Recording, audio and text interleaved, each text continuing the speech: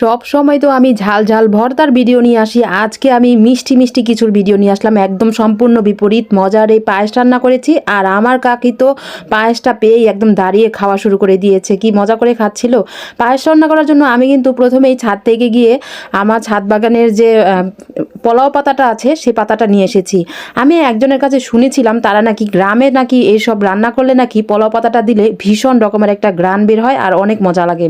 তো যাই হোক, আমিও আজকে পোলাও পাতা দিয়েই পায়েসটা রান্না করবো। আর এই ফার্স্ট টাইম আমি কিন্তু এই পোলাও পাতাটা দিব। আমি কখনো পোলাও পাতাটা এখনও ইউজ করিনি, না পোলাওতে ইউজ করেছি, না আমি পায়েস ইউজ করেছি, না ফিরনিতে, কিছুতেই ইউজ করিনি।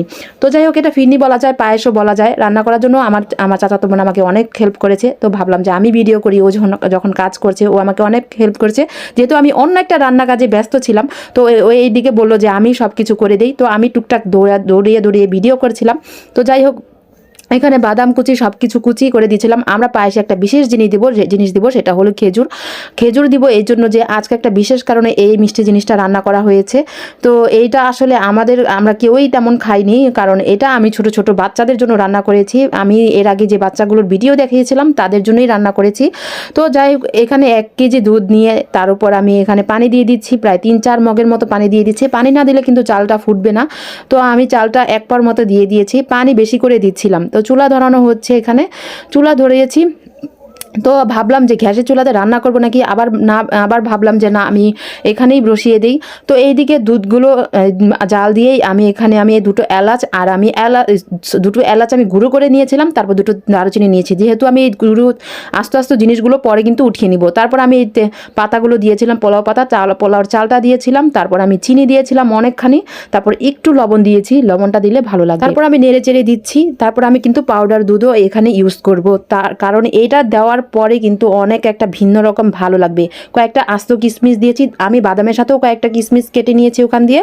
তারপর এখানে আমি গুঁড়ো দুধ দিয়ে দিচ্ছি। গুঁড়ো দুধটা অবশ্যই দিতে হবে, তাহলে কিন্তু অনেক ভালো লাগবে। তারপর পায়েসটা রান্না হয়ে গিয়েছে, কারণ আমি ওইদিকে অন্য কাজে ব্যস্ত ছিলাম। এদিকে কিন্তু ওরা সবাই নেড়ে চেড়ে পায়েসটা রান্না করে ফেলেছে। এখানে একটু কেওড়া জল দেওয়া হয়েছে কয়েক ফোঁটা, আর একটু জর্দা রং দেওয়া হয়েছে যাতে কালারটা একটু হলদে ভাব আসে, তাহলে কিন্তু দেখতেও ভালো লাগবে, খেতেও কিন্তু অনেক ভালো লাগবে।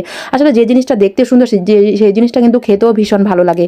আপনাদের কাছে কেমন লেগেছে অবশ্যই সবাই কমেন্ট করে জানাবেন। আর ছোট একটি অনুরোধ, আমার চ্যানেলটিতে অবশ্যই সবাই সাবস্ক্রাইব করে আসবেন, আমার পেজটিতে একটি ফলো দিয়ে আসবেন, এটা আপনাদের কাছে অনুরোধ। আমি এত সুন্দর করে কষ্ট করে ভিডিও করি, আর আপনারা কি করেন, সাবস্ক্রাইব না করে ফলো না দিয়েই আপনারা এই ভিডিওগুলো দেখেন, এটা কিন্তু অনেক কষ্ট লাগে আসলে। তো যাই হোক, এইদিকে পায়েস রান্না করা হয়েছে, আর এইদিকে কিন্তু বাচ্চা কাচ্চারা মানে আমার সাইরা স্যামিরা সবাই অনেক বিরক্ত করছিল, মানে এখানে পানি দিয়ে অবস্থা অনেক খারাপ হয়ে গেছিলো। আজকে আমি আসলে অন্য কাজে যে পরিমাণ ব্যস্ত ছিলাম, তাই এই জায়গাটি তেমন ভালো করে সব কিছু আমি পরিষ্কার না করে, ডেকোরেশন না করে ভিডিওতে নিয়ে আসলাম। কেমন হয়েছে অবশ্যই সবাই কমেন্ট করে জানাবেন।